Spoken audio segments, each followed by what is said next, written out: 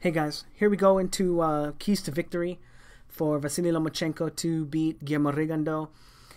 And I'm kind of at an impasse. I don't know whether it's to say not punching in combination, or if it's saying that he needs to be able to use a responsible defense and control Guillermo Rigondeaux. You know, and it's going to be a toss-up, to be honest.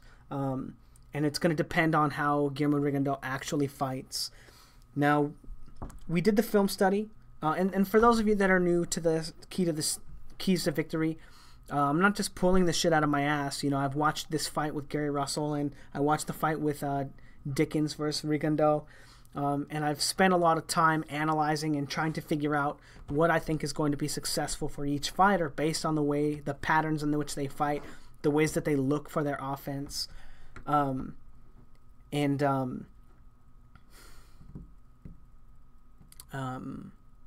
I don't know how to say it.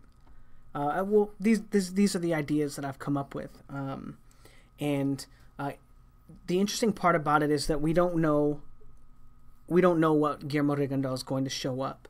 Right? He's had a lot of time to study. He's had a lot of time to prepare. Right? And to be honest, like when he fought Jazza Dickens, he may not even have been taking that fight seriously. You know, to be honest, we don't really know because he's looked so much better even in his amateur fights than he did against that guy. Right? Another problem is in the amateurs, you know, Jazza Dickens was a fine fighter, to be honest. He was using some decent probes, right? Good feinting.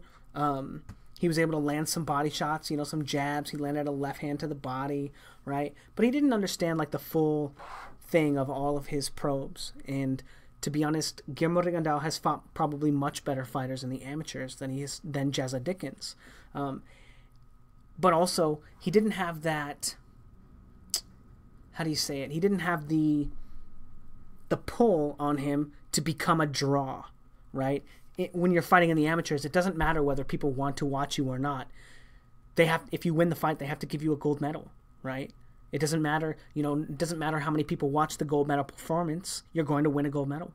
You know, whereas Guillermo Rigondeaux was kind of trying to be groomed. One of the reasons why he went to the wildcard gym in the first place was to become a more aggressive fighter because, I hate saying this, the casual boxing fan just doesn't want to watch him fight. You know, hardcore fighters are very interested in what he has to do and how he fights, right? In spite of him limiting his own potential by being a back foot fighter. But that's not going to be an important factor during the course of this fight.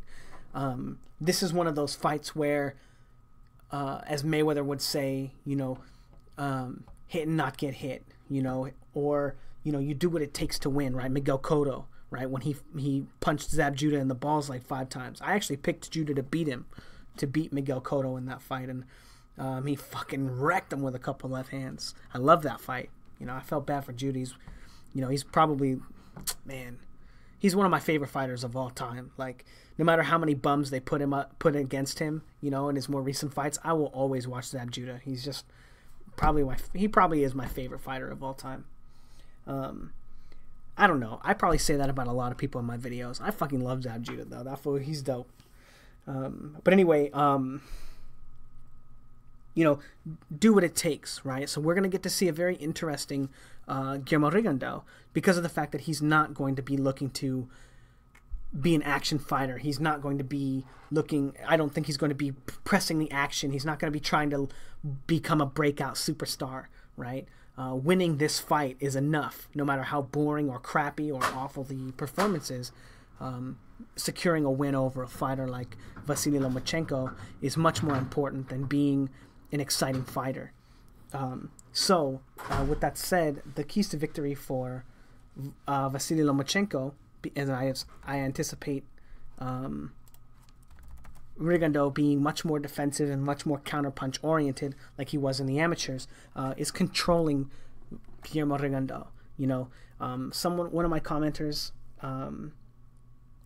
said that Gary Russell Jr. had a catch and counter style, and a lot of times he was catching with his face rather than with his with his gloves, right? He didn't look to block very many punches, usually kind of slip them, or something that you get from the amateurs, right, is firing back.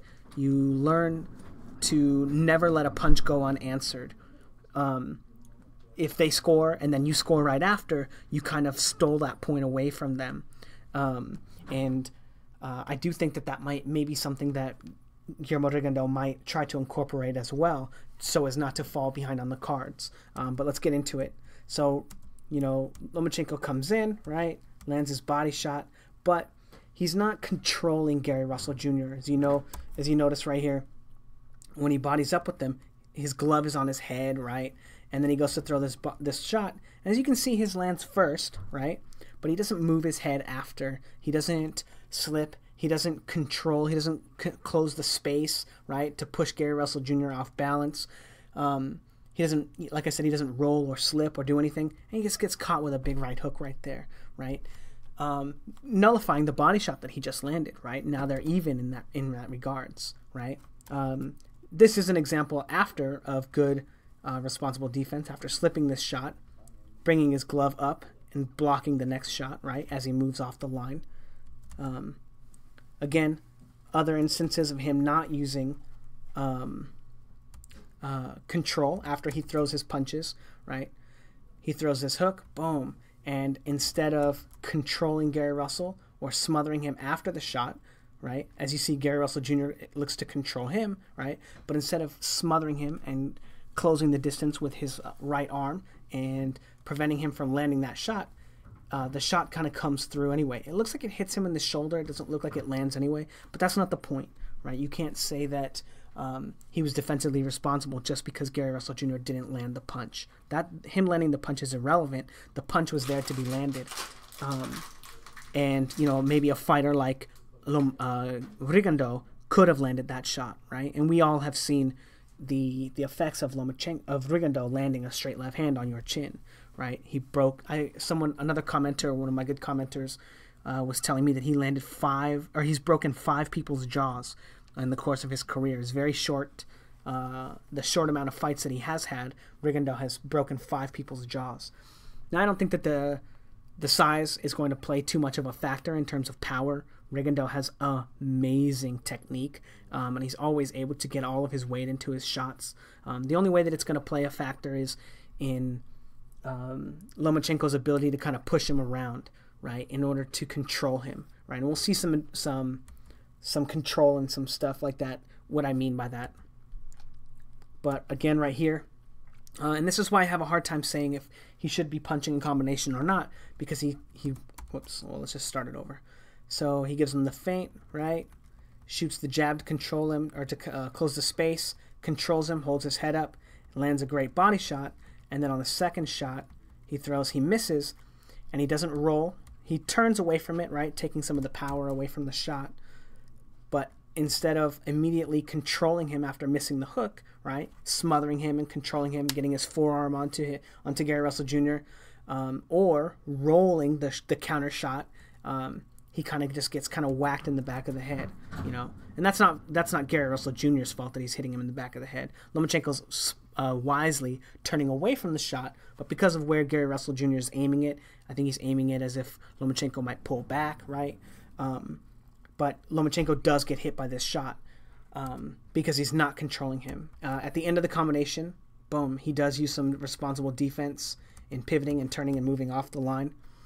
But again, right here, punching in combination and chasing Gary Russell Jr., he lands this body shot, and instead of controlling Gary Russell Jr. or taking his punch and moving away from him,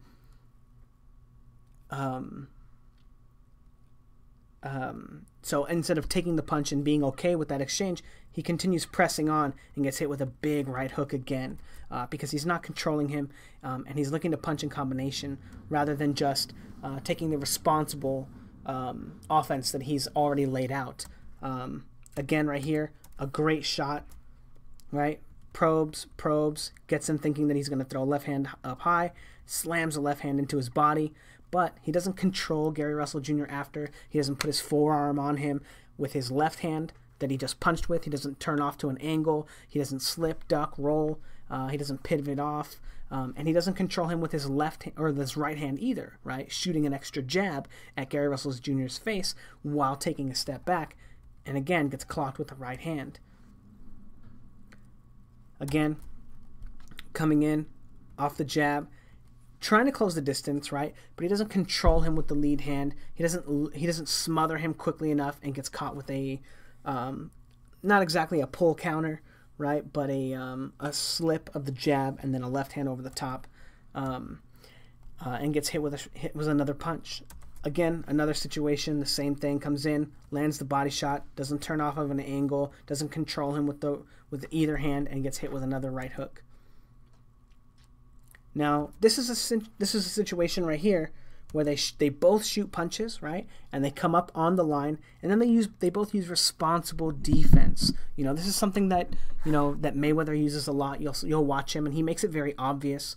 He'll throw a lead right hand, right? He'll just like pop it in there, boom, and then immediately he'll roll the left hook. And whether the left hook comes or not, he's always rolling. But as you can see right here, he ducks, and they both duck, right? They both exercise responsible defense, and that's something that he's going to need to do against Lomachenko or against Rigondeaux all the time, because Rigondeaux is going to be looking to counter probably the first punch that Lomachenko throws. Again, shoots his own counter off of this, boom, shoots the 2-1, and then right off of that, immediately ducks down to his right to get away from another jab.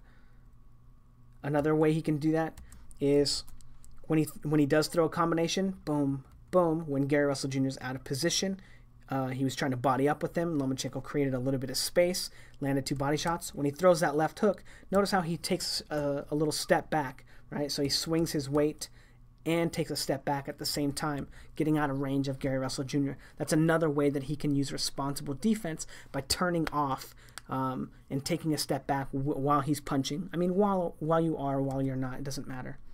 But this is a beautiful sequence right here. So he gets in there, and then after he throws his combination, he ducks the counter, goes back to probing, boom, lands another shot. And then when he does commit with another shot, he lands the right hand and immediately uses responsible defense to roll the counter. As you've seen in the course of this video, he's been hit with so many right hands, he's expecting it now, and rather than looking to land another shot after he lands his left hand, he uses responsible defense and rolls the counter and then turns off of the angle. Beautiful right here. Again, now this is what I'm talking about, control. He shoots that left hand, and remember all the other times where he would throw a punch and then he wouldn't control them? Immediately after throwing this, he gets his forearm onto Gary Russell Jr.'s neck and stops him from being able to come up and counter him, right? And then they kind of wind up just clinching, and he's able to close the distance and stop any potential counters coming. Now this is also a beautiful sequence. Gary Russell Jr. shoots that jab, and even though no other punch comes, Lomachenko uses responsible defense and slips another possible shot. Then he comes in, shoots his own jab, and then ducks the counter again in case a counter comes. And then again, beautiful, right?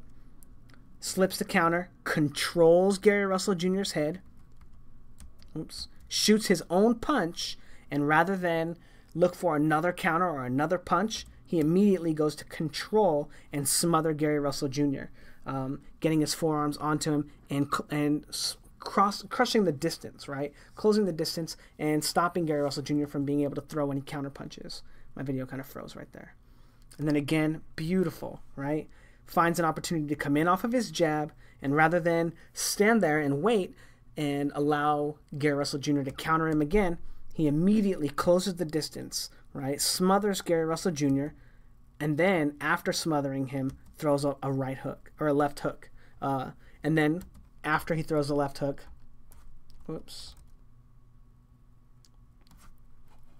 and then after throwing the left hook, takes a step back, and those are all very important things for him to do against Guillermo Rigondeaux, as I completely expect him to take a much more passive role in this fight, kind of like how he did against Nonito Donaire, and just allow Lomachenko to come to him rather than chase him down like he does these seemingly lesser opponents that he's been facing.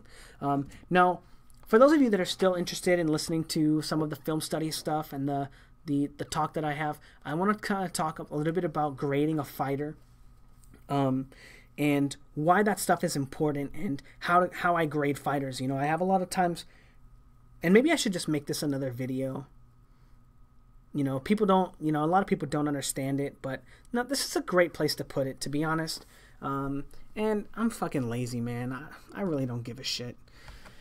So I'm going to talk about it. So grading a fighter, like I called Gary Russell Jr. a C-level fighter. And some people call me a moron and an idiot or whatever. And I want to talk about like boxing philosophy and how people grade fighters in the public, right? And I want to use Andre Berto as an example. Not to talk shit about him, right? But back in the day, you know, when I was first learning boxing, like anybody who's just learning boxing, go back and watch Andre Berto's fights, you know, when he wound up getting a welterweight title. He fought this, like, I can't remember the dude's name, but he was, like, some undefeated, like, greaser-looking guy, dude. Look, he straight up looked like he was in that movie Grease with John Travolta, like, came out. His hair's all, like, moosed and shit. Like, you know, as they always say, matinee idol-looking guy. You know, he had an undefeated record. And Andre Berto, like, knocks him out in, like, the second round with an uppercut that the guy never even saw coming. You know, from short-ass fucking Andre Berto. It's just like, you know, he looked like the best thing since sliced bread. You know, you watch all those fights and he's just dominating people with his speed and his power. And people was like, oh, he's an A-level fighter. Mayweather better watch out, you know. And in my mind, like, I'm back then when I'm watching boxing, I'm like, man, this guy's amazing. Man, he's going to give Mayweather all kind of problems. He's going to, you know. And as soon as he starts having a couple close fights, people are just like, he goes from being an A-level fighter to, oh, A-, you know, oh, maybe he's not on that level. Oh, then as soon as he loses a fight, he's like, oh, Andre Berto? He lost to so-and-so, you know. Oh, man, Luis Collazo almost beat him. He's a B-level fighter. But one of the problems with that is, why is it that you think he's an A-level fighter all the way up until someone gives him problems, right? All the way up until someone gives them a loss, right? And then all of a sudden you change their rating, right? A-level fighter, does that just mean that they haven't lost yet? Right? Was Sean Porter an A-level fighter until he lost? Was Danny Garcia an A-level fighter when he lost? And that's another thing, right? My old boxing coach, you know, in the gym, he used to be like, you ain't no Floyd Mayweather. You ain't no Danny Garcia. You know, and in my mind, I'm like, dude, Danny Garcia is fucking garbage, dude. That guy doesn't, you know, I don't think Danny Garcia is like a bad fighter. You know, I'm like, but you don't want to compare them and be like, oh, everyone's aspiring to be, you don't want everyone in your gym aspiring to be Danny fucking Garcia. You know, but he used to put him on that Mayweather level, and it just really irked me. Anyway, in terms of grading a fighter, the way that I grade a fighter is responsible defense and responsible offense, and you have to have both. If you have one or the other, right? If you have a responsible defense, right? Great positioning, you're always controlling your opponent. And it's not like, oh, I throw a jab and you know all the different ways to block or slip a jab, or I throw a right hand and you know all the ways to block and slip a right hand. That's not defense, right? That's common sense. Someone's throwing a fucking punch at you, you fucking get out of the way, right? That's just common sense. That's not good defense. That's just not being a fucking retard. But having good defense is understanding when you're out of position and finding ways to mitigate the amount of return fire, right? Or taking none, right? Mayweather is a master at this. If you watch him, you know, especially fighting Ricky Hatton back in the day, he would throw a right hand, boom, and then he would immediately smother Ricky Hatton. And even though you don't want to see any clinching, you know, like no, people complain about it, right? Did he get punched back? No.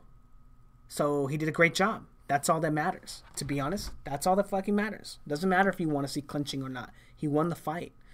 Now that's one of the things that I love about like Canelo, right? He never clinches and he still manages to be a very high level fighter. But B-level fighters, right? And you get a B ranking if you have either responsible offense or responsible defense, and you get an A if you have both.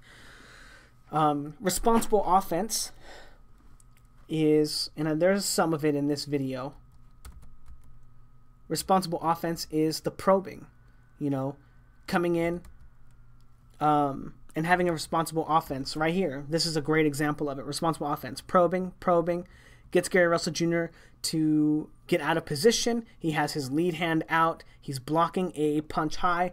Lomachenko has all the reads on how Gary Russell Jr. is going to defend himself. Boom, and goes for a body shot. You know, Gary Russell Jr. might get his arm in the way at the last second, but that's not the point. The point is that Gary Russell Jr. had very limited opportunities to inflict damage on Lomachenko during the course of Lomachenko actually going into his offense. He had Gary Russell Jr. occupied, not looking to counter, not looking to smother him or whatever. He was able to read Gary Russell's defense in order to land his punch, but there was no real danger in him in this instance going into his offense because of the way that he used his lead hand. Whoops. Come on, you piece of shit. Because of the way that he used his lead hand. Where is it? Did I lose the... I lost it. I don't know where that went. Oh, right here. Because of the way that he used his lead hand to probe and to get Gary Russell Jr. and to figure out how Gary Russell Jr. was going to react, right? And that's how you get a B-level offense, is by mitigating the amount of danger you put yourself in to throw your punches, right? Some fighters like Keith Thurman, they don't care how you're going to react to their feint, right? They're only looking to throw their feint to get you to react somehow and then basically hope that it's favorable to the punch that they actually throw.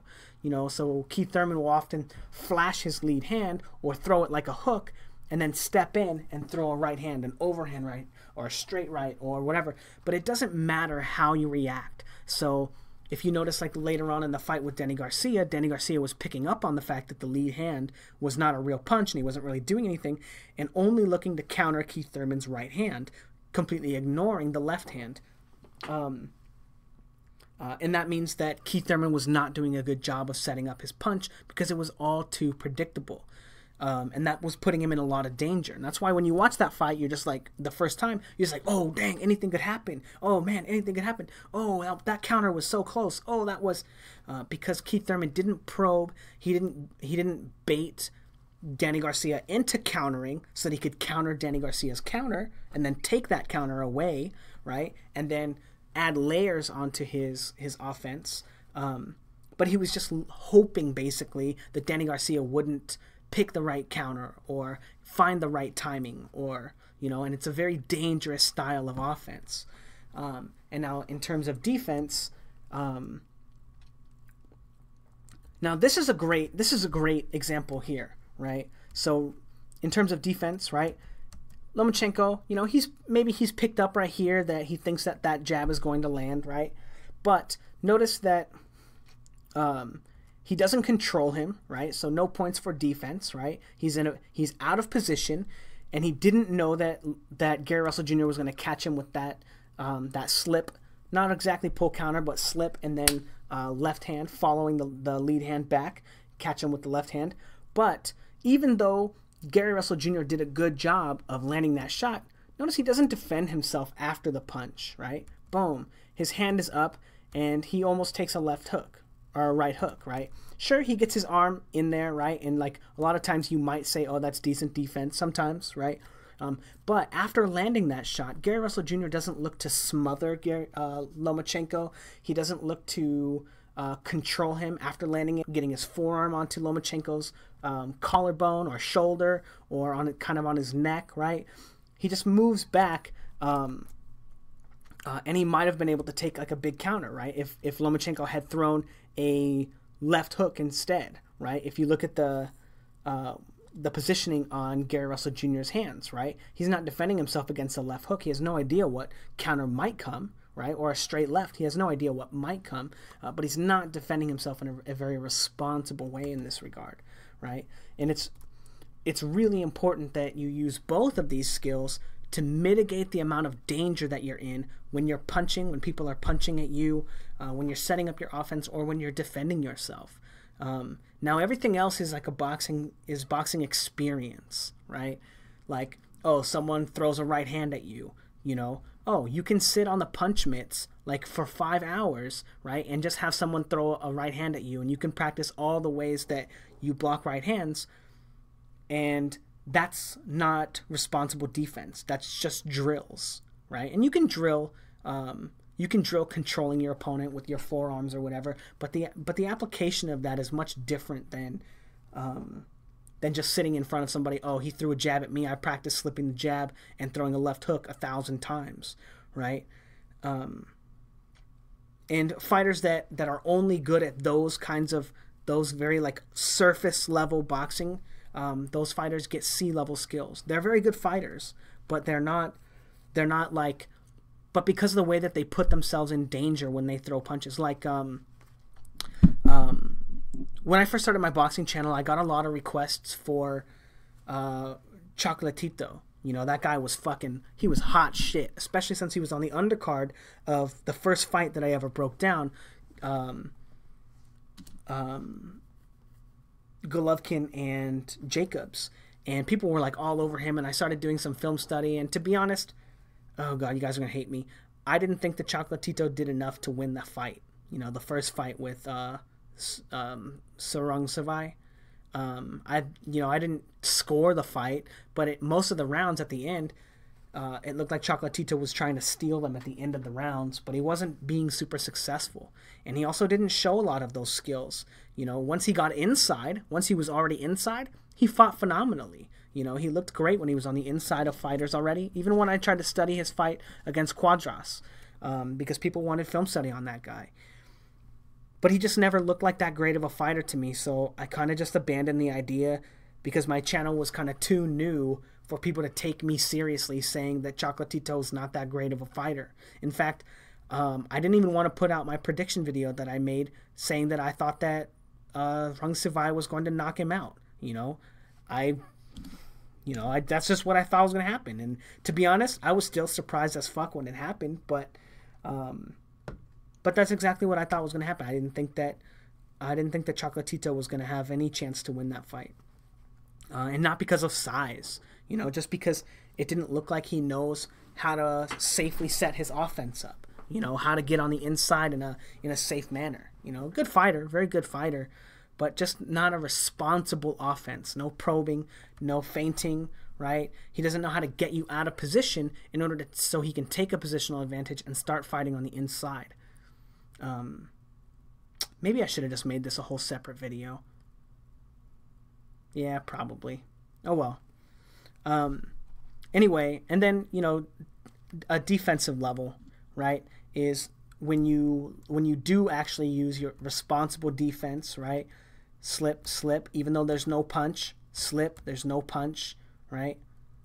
Shoot your punch, immediately control your opponent so you don't get countered, right? And if your opponent's not countering you, that's not as relevant. You still want to do it though. You know, not only is it good practice, right? But you're never going to wind up in situations like this, right? Now this one's a little less avoidable, sure, but situations like this, right? This one where you slip that, you roll that shot, and you can catch that one, that happens all the time, you know? Anyway, maybe I'll revamp those videos on grading a fighter. This might wind up being like a great opportunity, especially so since the idea of grading a fighter is such a hot topic, and people don't really understand how to qualify boxing skills or qualify like a fighter's grading, how you should grade them or understand them as a fighter until they lose, until someone beats them, right? You know, everyone's like all against Gary Russell. Oh, you know, someone said, look, Rigondeaux's jab is 5 times as good as Gary Russell's. It's like, why do you think that? Because Lomachenko made it look easy, beating Gary Russell? You know, everyone says he made it easy. This was a great fucking fight. Holy fucking shit, would I watch them have a rematch? Hell yeah, I'd watch these guys fight 5 times. This was a great fight, you know? Sure, Lomachenko started pulling ahead and really started putting it on Gary Russell at some points. This was a phenomenally competitive fight. You never really got the sense that Gary Russell couldn't win rounds, but Lomachenko was just edging him out. He was just a little bit better, just that much better than him. And now people think, you know, oh, Gary Russell, you know, he's You know, and they use that colloquial style of grading a fighter, saying he's a C fighter as well. Anyway, and that's all because of what Lomachenko did to him. Anyway, let me know what you guys think in the comment section below. And if you guys would like to see like a more comprehensive updated video on grading a fighter and stuff, because I know I have like a lot more subscribers, but let me know in the comment section below, and I can kind of revamp it and maybe make it a little more clear. Yeah, if not, you know, I have some grading a fighter videos in my channel, you know, A, B, and C. Feel free to watch them and check them out, and let me know what you think.